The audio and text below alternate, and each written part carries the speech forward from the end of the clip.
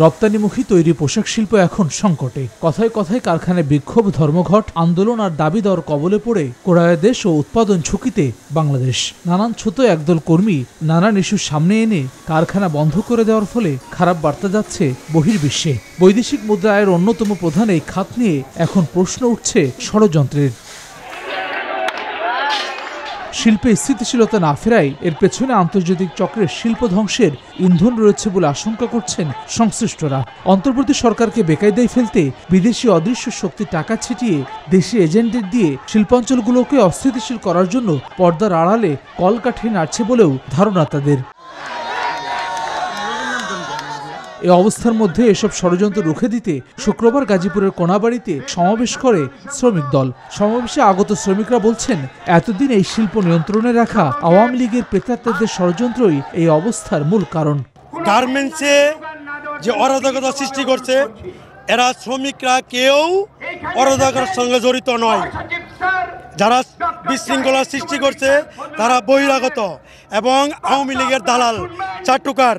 এরা আমাদের বাংলাদেশ থেকে যাতে গার্মেন্ট শিল্প না থাকে এই জন্য এরা ষড়যন্ত্রে লিপ্ত রয়েছে।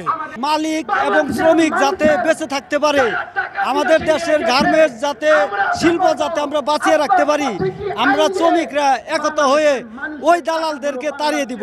আওয়ামী লীগের দোসররা এগুলির পিছনে মদত দিতেছে। মদত দেওয়ার কারণে শ্রমিক করে উতলায় দেওয়ার চেষ্টা করতেছে, কিন্তু এটা পারবে না। আর এই কলকাতা ইন্ডাস্ট্রি আছে বিধায় গাজীপুর মহানগরের ভিতরে আমরা ব্যবসা প্রতিষ্ঠান করে ব্যবসা বাণিজ্য করি, আমরা আমাদের জীবিকা অর্জন করে থাকি। আর এগুলো যখন বন্ধ হয়ে থাকবে তখন আমাদের আয় উৎস কমে যাবে, আমাদের আয়ের সংখ্যা কমে যাবে, আমাদের উপর একটা সংকট চলে আসবে। তবে এসব ষড়যন্ত্র রুখে দিতে নিজেদের ঐক্যবদ্ধ থাকার কথা জানান শ্রমিকরা। এই চক্রান্ত আমাদের নেতা তারেক রহমান যে নির্দেশ, আমাদের সারা বাংলাদেশে আমাদের বিএনপি তথা সহযোগী অঙ্গ সংগঠনকে যে নির্দেশ দিয়ে দিছে, এই চক্রান্ত ইনশাল্লাহ বিএনপির নেতাকর্মী নস্যাৎ করবে। মানুষের অত্যাচার নির্যাতন করেছে, সেই অত্যাচার নির্যাতনের জন্য মানুষ রুখে দাঁড়াইতেছে। সেজন্য মানুষ এখন আর আওয়ামী লীগকে দেখতে পারতেছে না, আর আওয়ামী লীগ প্রকাশ্যে তাদের দল নিয়ে পরিচয় দিতে পারতেছে না। সারা বাংলাদেশে যতগুলো ফ্যাক্টরি হয়েছে তার চেয়ে বেশি ফ্যাক্টরি আমাদের গাজীপুরে। আর গাজীপুরে যদি দেখা গেছে আমাদের যদি ছাত্র লোকের প্লাবানে যদি বেশি গ্যাঞ্জাম করে, এটা ওরা গ্যাঞ্জাম করে আওয়ামী লীগের প্লাবানে গ্যাঞ্জাম করে বিএনপি প্লাবানের নাম দেয়। সমাবেশে প্রধান অতিথির বক্তব্য রাখেন বিএনপি মহাসচিব মির্জা ফখরুল ইসলাম আলমগীর। বলেন, আওয়ামী লীগের দোসর এবং পার্শ্ববর্তী একটি দেশের ষড়যন্ত্রের মুখে পড়েছে পোশাক শিল্প। এই খাতটাকে, এই গার্মেন্টস ফ্যাক্টরিগুলোকে যদি ক্ষতি করা যায় তাহলে বাংলাদেশের অর্থনীতি ঠিক থাকবে না। আর কারা করতে চায়?